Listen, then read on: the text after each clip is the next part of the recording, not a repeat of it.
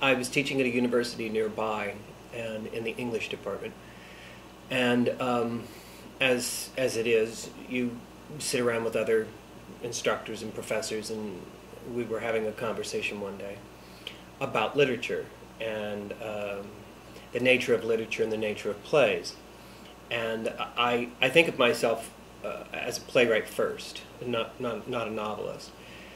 And so the conversation was one of the nature of literature and the nature of plays.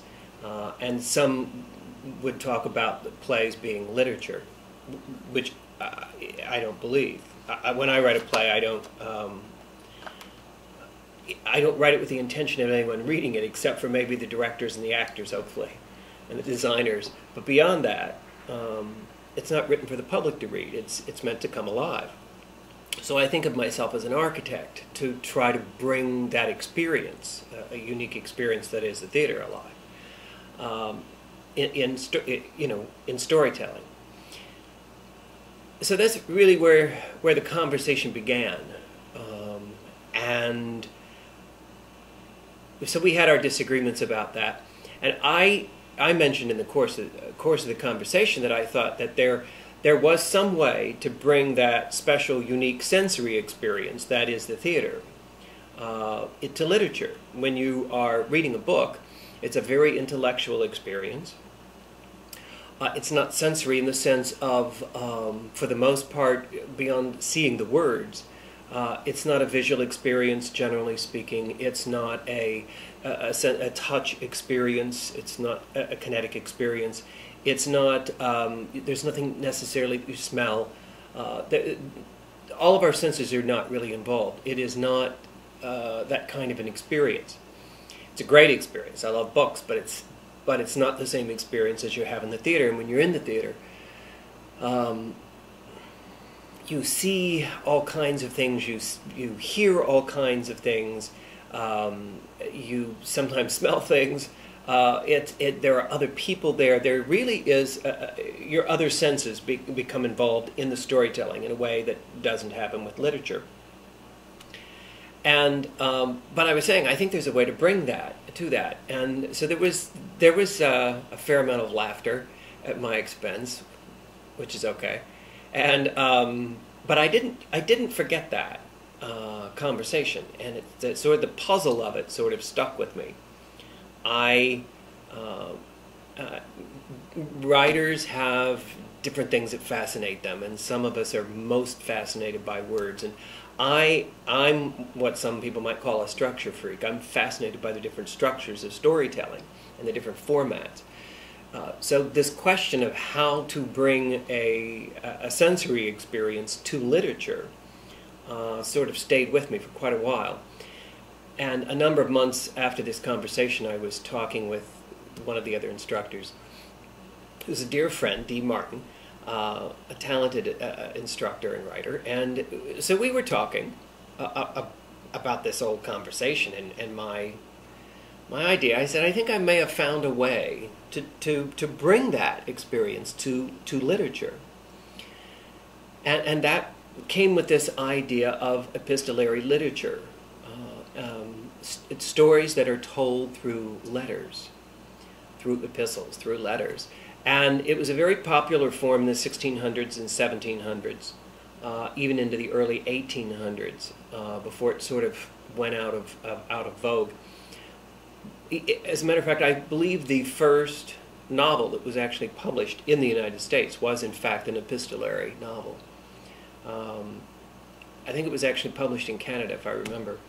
But I thought about this idea of letters in literature as a form and as a format, and that if there was a way to take those letters and actually create them as letters, not in a bound book, not as only as restricted, if you will, as literature, as that kind of an experience, but really a different experience with them.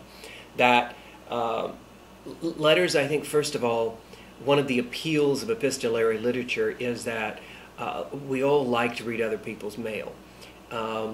we're nosy. I mean, most of us are. There's probably somebody who isn't, but most of us are. We're nosy. We like reading other people's mail. There's a sense of intimacy about letters.